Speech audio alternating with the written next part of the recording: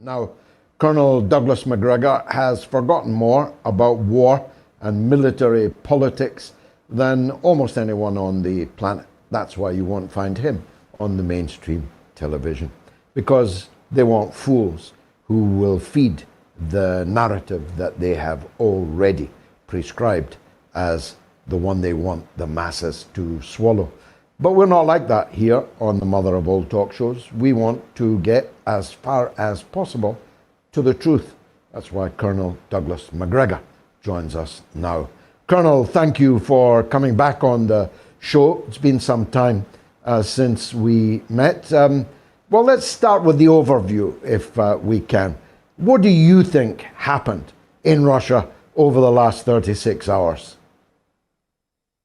Well, I wouldn't call it a coup. I think what happened is that Mr. Prigozhin, who, as you know, is a well-known blowhard and has frequently said outrageous things, reached the conclusion that I think a lot of people in the senior ranks of the Russian army have reached, and that is two things.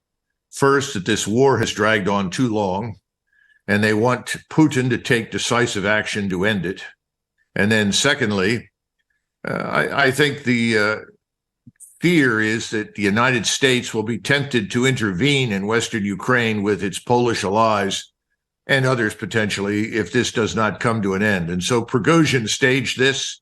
He went down to Rostov to the theater command center. He stayed there. There was no violence, but then he dispatched 4,000 troops to go toward Moscow. 30,000 troops in the Moscow garrison were mobilized and prepared to fight. And ultimately, Russian aircraft and attack helicopters were used against the 4,000 troops that Prigozhin had sent toward Moscow. So at least in Moscow, people took this very seriously. As soon as there was any indication of fighting and that anyone could be killed, Prigozhin immediately called a halt to it. Lukashenko, who has known Mr. Prigozhin for 20 years at least and is a close friend of his, spoke with Putin, who gave him permission to talk directly to Prigozhin, and the outcome was, as you say, Prigozhin leaves and goes to Belarusia. There will be no charges against him. And one of the reasons for that is that both the Wagner Group and Prigozhin are very popular with the Russian people. They see him as the kind of aggressive leader that they want on the battlefield in this war with Ukraine. So I think what we have now to expect is a very powerful offensive will be unleashed, that is, against the Ukrainians. And then secondly, I think you're going to see some changes at the top of the Russian command structure. I would expect General Surovikin in particular to rise as a result of this.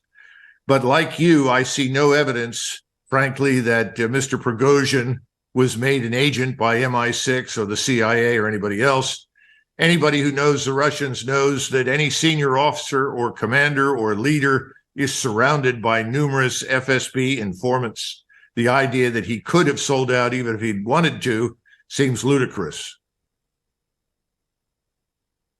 Yes, that's also my view. Let's start at Machiavelli in The Prince. He warns the powerful against reliance on the mercenary. It would never have happened in the old days that I look back on more fondly than you do.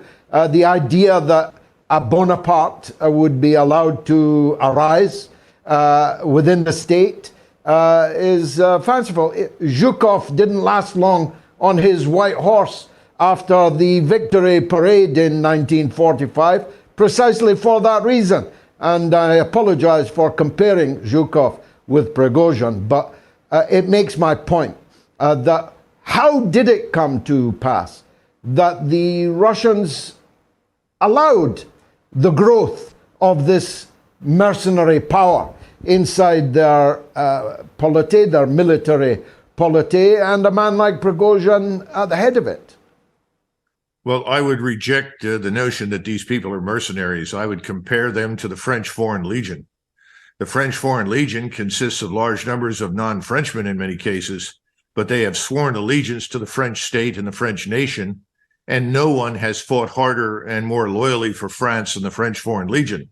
I would say you have something very similar in the Wagner Group. These are still Russians overwhelmingly, but there are numbers of Serbs or some Germans or others in the group, and they too have sworn allegiance to the Russian state. And as far as we can tell, none of them thought that they were marching on Moscow to remove Putin. On the contrary, they saw themselves as going to Moscow to rescue Putin from what was widely considered bad advisors, bad counselors, who have held up the Russian offensive and caused this war to drag out beyond the point of reason. Well, let's turn to that, for that is, of course, the most important point. The dichotomy has been, although you wouldn't think it reading the Western media, between people who want more and harder war in Ukraine and people like Putin who want to proceed cautiously, bit by bit, not going farther than they need to, not doing more than they must.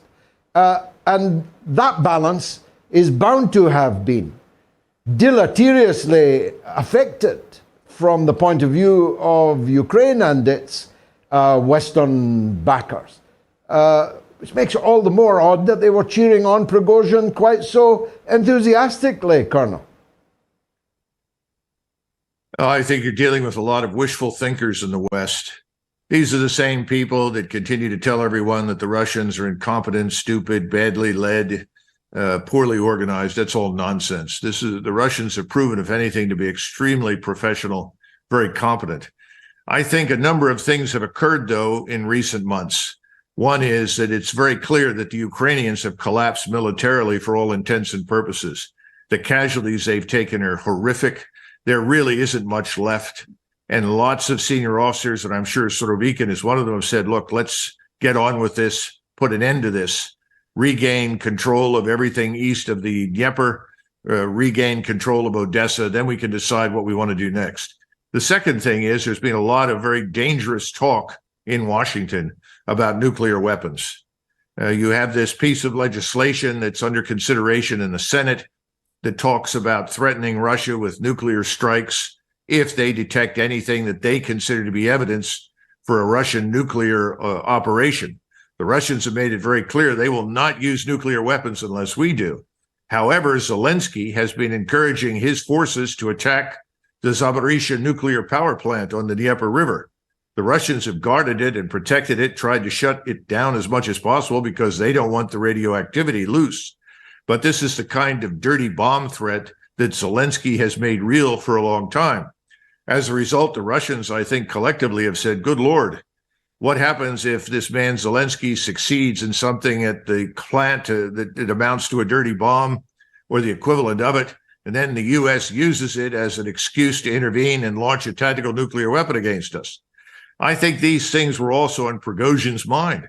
I think it's why Prigozhin said, I've got to do something dramatic to get Putin's attention. Remember, Putin and he have known each other for many years. This is not what people think. That's why I don't buy the notion it's a coup. I think he got Putin's attention. I think we're going to see change at the top, and I think this offensive is going to be unleashed. That's the outcome that Prigozhin wanted.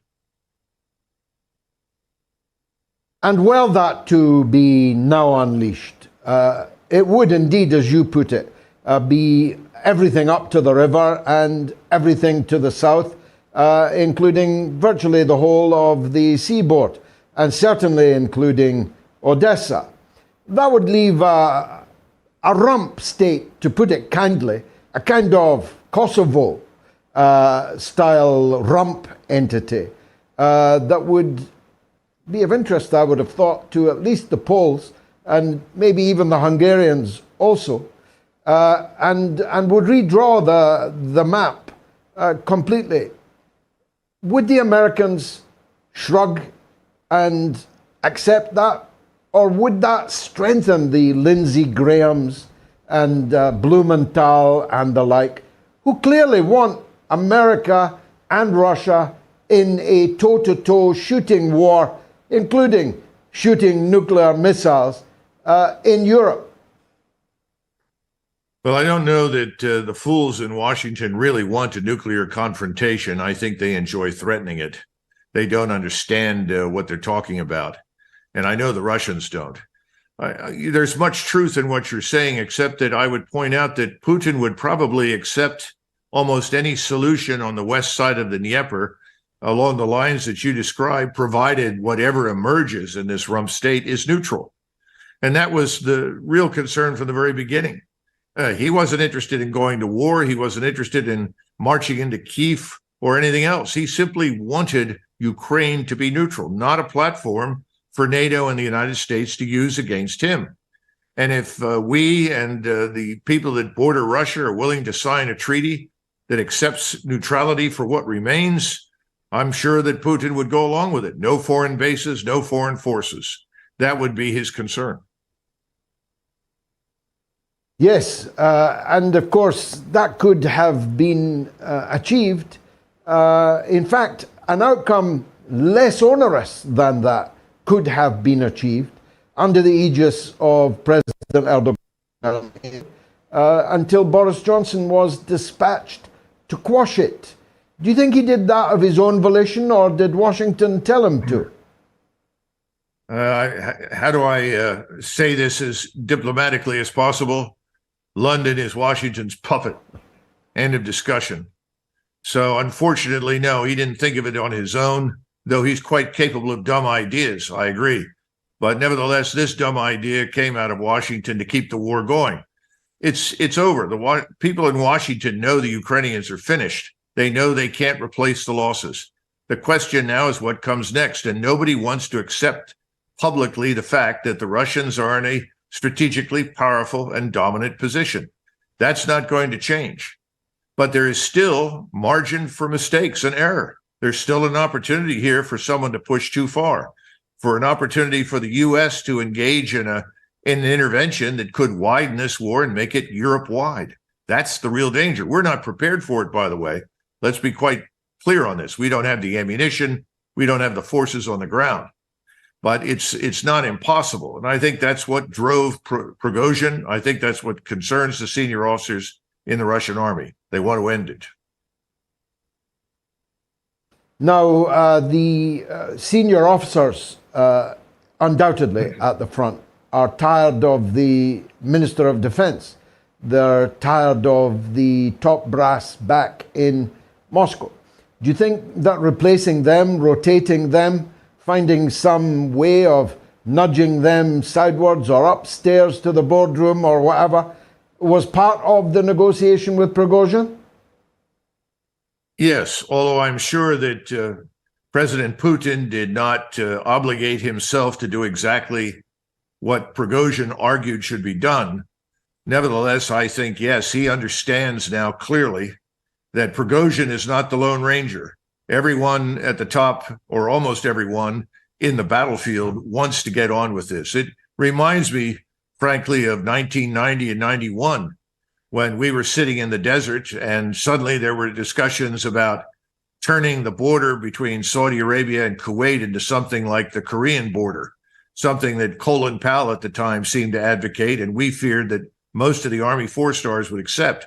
Fortunately, President Bush rejected that out of hand and said no. And we were all greatly relieved when we attacked, because we didn't want to sit in that desert eternally. Now, I think the same feeling is very widespread inside the ranks of the Russian army. People are sitting there, I don't want to be here next year. So let's get on with this. Let's attack. Let's destroy these people. Let's force people to the table, come up with an agreement, and we can go home. Now, are things changing in Washington? After all, Joe Biden visibly enfeebled, sorry to say this as diplomatically as I can.